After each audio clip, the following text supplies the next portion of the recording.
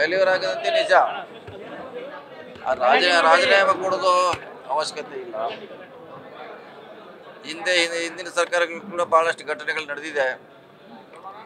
ಅವಾಗ ಯಾರು ಕೂಡ ರಾಜೀನಾಮೆ ಕೊಡಲಿಕ್ಕೆ ನಾವು ಒತ್ತಾಯ ಮಾಡಿಲ್ಲ. ಆದರೆ ಈ ಸಮಸ್ಯೆಯನ್ನು ಪರಿಹಾರ ಮಾಡಲಿಕ್ಕೆ ಎಲ್ಲರೂ ಕೂಡ ಕೈ ಜೋಡಿಸ್ಬೇಕು. ಅಂದರೆ ಹೆಂಗೆ ನಾವು ಪಾಕಿಸ್ತಾನ ಜೊತೆ ಯುದ್ಧ ಎಲ್ಲ ಪಕ್ಷ ಕೂಡ BJPಗೆ ಸಪೋರ್ಟ್ ಮಾಡಿತು. ಅಲ್ಲಿ ಕೂಡ ಫೇಲ್ಯೂರ್ ಆಗಿತ್ತು. ಆದರೂ ಕೂಡ ಅದನ್ನು ಯಾರೂ ಕೂಡ ಎತ್ತಿಲ್ಲ. ಇವಾಗ ಇದನ್ನು ಸಮಸ್ಯೆ ಪರಿಹಾರ ಹೆಂಗೆ ಮಾಡೋದು ಅನ್ನೋದು ಮುಖ್ಯ. ರಾಜೀನಾಮೆ ಕೊಡೋದು ಮುಖ್ಯ ಅಲ್ಲ. ನಾವು ಕೊಡ್ಬೇಕಾದ್ರೆ ಮೋದಿಯವ್ರ ರಾಜೀನಾಮೆ ನಾವು ಆಗ್ರಹ ಮಾಡ್ತಿದ್ವಿ. ಅದು ಸರಿಯಾದ ಕ್ರಮ ಅಲ್ಲ ಅಂತ ನಾವು ಬಿಟ್ಟಿದ್ದೀವಿ. ಅದೇ ಮಾದರಿಯಲ್ಲಿ ಕೂಡ ಅವರು ಬರಬೇಕು. ಗೊತ್ತಿಲ್ಲ, ಅದ್ರ ಬಗ್ಗೆ ನನಗೆ ಗೊತ್ತಿಲ್ಲ. ಅದು ಏನಿದ್ರು ನೇರವಾಗಿ CM ಅವ್ರು ಮಾತಾಡಿರ್ಬೋದು, ನನಗೆ ಗೊತ್ತಿಲ್ಲ.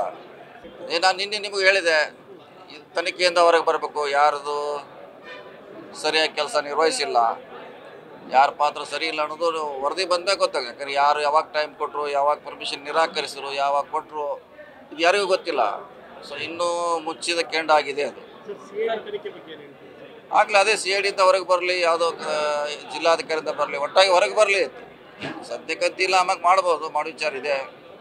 ಸದ್ಯಕ್ಕಂತಿಲ್ಲ, ಅಗತ್ಯವಿಲ್ಲೇ ಇಲ್ಲ. ಹಂಗೆ ಕೊಡ್ಬೇಕಾದ್ರೆ ಭಾಳಷ್ಟು ಮಂದಿ ಕೊಡ್ಬೇಕಾಗಿತ್ತಲ್ರ. ಹಂಗೆ BJPಯಲ್ಲಿ 11 ವರ್ಷದಲ್ಲಿ ಸಾಕಷ್ಟು ಘಟನೆ ಆಗಿದೆ, ಏನೆಲ್ಲ ಆಗಿದೆ.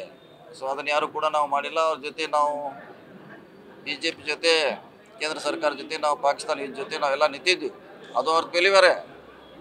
26 ಜನ ಸತ್ತದ್ದು ಫೇಲ್ಯೂರೇ. ಅವಾಗ ಯಾರು ನಾವು ಡಿಮಾಂಡ್ ಯಾರೂ ಮಾಡಿಲ್ಲ. ಆದರೆ ಅವ್ರ ಜೊತೆ ಗಟ್ಟಿಯಾಗಿ ನಿಂತಿದ್ವಿ. ಅದಕ್ಕೆ ಪರಿಹಾರ ಏನು ಅನ್ನೋದು ಭಾಳ ಮುಖ್ಯ. ಅದೇ ಕನ್ಫ್ಯೂಷನ್ ಇದೆ. ಕಮಿಷನರ್ ಲೆವೆಲಲ್ಲಿ ಒಂದಾಗಿದೆ, DCP ಲೆವೆಲಲ್ಲಿ ಒಂದಾಗಿದೆ, ಇನ್ಸ್ಪೆಕ್ಟರ್ ಒಂದು ಲೆಟ್ರ್ ಬರೆದಿದ್ದಾರೆ, ಪೊಲೀಸರು ಒಂದು ಲೆಟ್ರ್ ಬರ್ತಾರೆ. ಇದೆಲ್ಲ ನಾವು ಹೇಳಲಿಕ್ಕೆ ತಕ್ಷಣ ಆಗೋಲ್ಲ. ಅದಕ್ಕೆ ನಾವು ಹೇಳೋದು ವರದಿ ಬರಲಂತ. ನೋಡಿ, ಅವ್ರು ಪರ್ಮಿಷನ್ ಕೊಟ್ಟದ್ದು ನಮ್ಮ ವಿಧಾನಸೌಧ ಒಳಗಡೆ. ಇದು ಸಮಸ್ಯೆ ಆಗಿರೋದು ಸ್ಟೇಡಿಯಮ್ದು. ಅದು ನಮ್ಮಲ್ಲಿ ಪರ್ಮಿಷನ್ ಕೊಟ್ಟರು, ಅದು ಕಾರ್ಯಕ್ರಮ ಆಗ ಮುಗಿದೋಯ್ತು. ಸಮಸ್ಯೆ ಪ್ರಾರಂಭ ಆಗಿದ್ದು 5 ಗಂಟೆಗೆ ಸ್ಟೇಡಿಯಮ್ನಲ್ಲಿ. ಅಲ್ಲಿ ತನಿಖೆ ಆಗಬೇಕು ಅಷ್ಟೇ. ಇರ್ಬೋದು, ಇದ್ರ ಸಂಬಂಧ ಏನಾರ ವರದಿ ಕೇಳಿರ್ಬೋದು. ಇದೇನು ಘಟನೆ ಆಗಿದೆ ಅಲ್ಲ, ಇದ್ರ ಕರೆಸಿರ್ಬೋದ್ರೆ ಕೇಳ್ಬೋದು. ಯಾಕಂದ್ರೆ ಅವ್ರಿಗೂ ಜವಾಬ್ದಾರಿ ಇದೆಯಲ್ಲ, ಹೈಕಮಾಂಡ್ ಜವಾಬ್ದಾರಿ ಇದೆ. ಮುಂದೆ ಆಗದಂಗೆ ನೋಡ್ಕೊಳ್ಳಿಕ್ಕೆ ಸಲಹೆ ಸೂಚನೆ ಕೊಡ್ಬೋದು. ಅದಂಗೆ ಬದಲಾವಣೆ ಮಾಡ್ತಾರೆ.